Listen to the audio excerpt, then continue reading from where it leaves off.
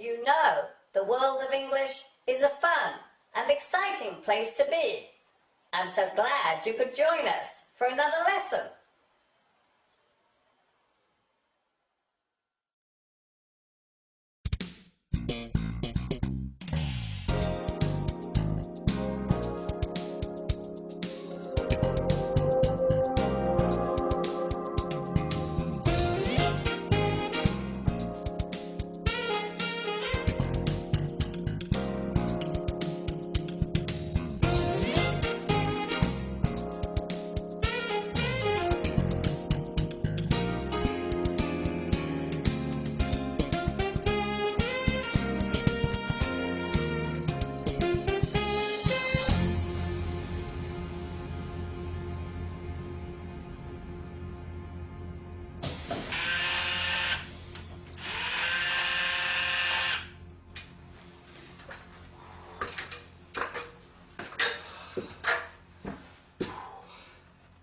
Oh, hi everybody. This is Mr. Duncan in England.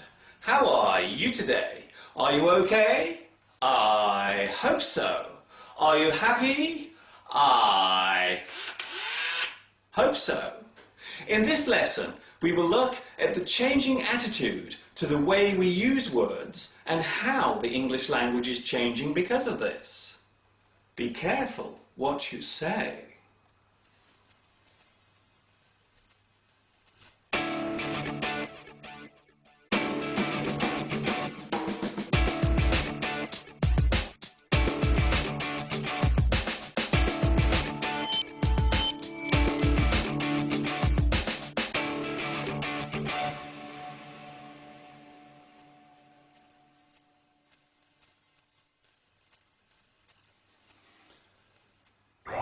They say that the English language is very colourful and can be used in many interesting ways to describe things around us. However, over the past few years we have started to change some of these words because we feel that perhaps they may be rude or could cause offence to certain people. We call this change political correctness. Wow! So many nuts. Would you like one? Not bad. To be politically correct means to consider the impact of certain words on those people to whom the words relate. These groups are often those who have a disability, job titles that refer to gender, religion, or somebody's sexuality or ethnic background. Let's take a look at a simple example of political correctness. Ladies and gentlemen, this is your captain speaking. We are currently cruising at an altitude of 35,000 feet. Should you require any refreshments during the flight, one of our beautiful air hostesses will give you all the assistance you require. We do hope you enjoy your flight. Thank you. The title air hostess was given to females who work on board aircraft, serving food and drinks and giving assistance to the passengers. The male title was air steward. Some people thought that separating the two genders was unfair and gave a bad image to females who were in this profession. So instead, a new word was introduced that covered both sexes. So nowadays, we say cabin crew. This alteration has caused other changes too. These days, we do not use the title policeman and fireman. Instead, we now say police officer and firefighter. We have also changed words that relate to a person's physical appearance. We no longer use the words fat or tubby to describe a person who weighs too much. These days, we tend to use the words large or overweight. Here in the UK, we no longer use the word handicapped to describe a person who cannot walk or has to use a wheelchair. we now use the word disabled or physically challenged. However, in the USA, the word handicapped is still widely accepted. Here are some other examples. A person who is blind is now referred to as visually impaired. A person who is deaf is now hearing impaired. A person who cannot walk is now physically impaired. The word impair means weaken or damage. So by saying that something is impaired means that it is not complete or is not working fully.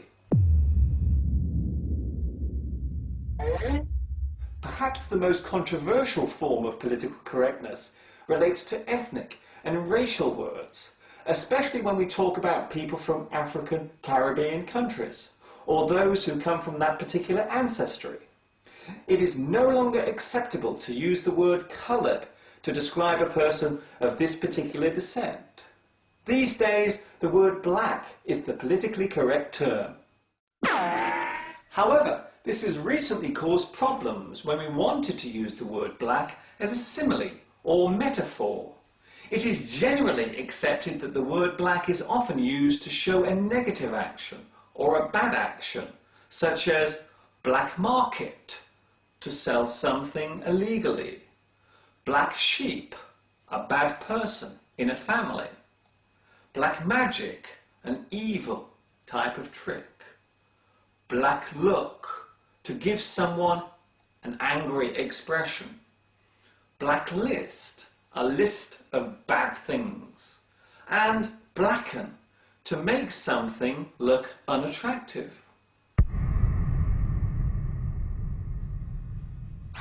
So these expressions have become less popular now, even though they do not in any way relate to the racial origin of a person. Another example of political correctness was the attempt to change the word blackboard to chalkboard. However, many people thought this was going too far, so that particular word is still okay to use to this very day.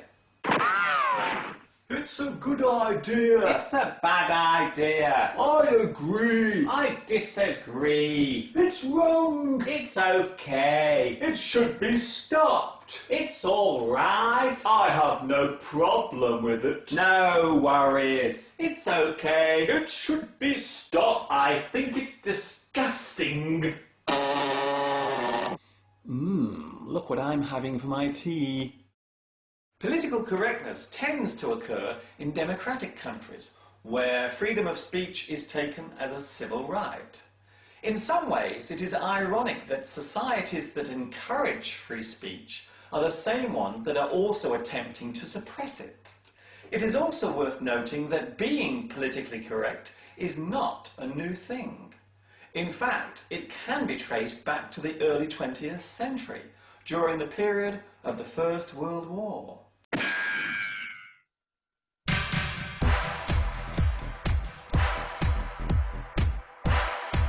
There seems to be a big divide about how far we should go with political correctness. Some people believe it is a good thing and should be encouraged, while others believe that our freedom to speak has been taken away. You may even hear someone use the sentence, "It's political correctness gone mad!"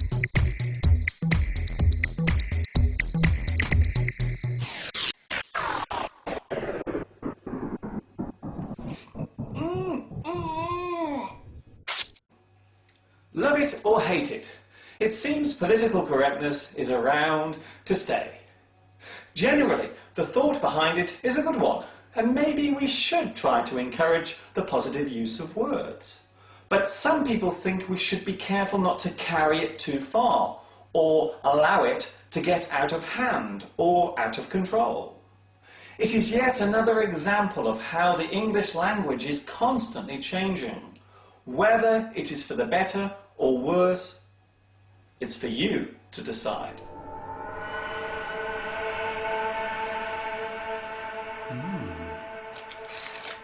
My favourite. Before I leave you today, I would like to say a special hello to my new friends watching in Bosnia and Herzegovina, China, Germany, Mexico, Saudi Arabia, and Venezuela. This is Mr. Duncan in England saying, watch your P's and Q's. In other words, be careful what you are saying and to whom you are saying it. Have fun until next time. Ta-ta for now.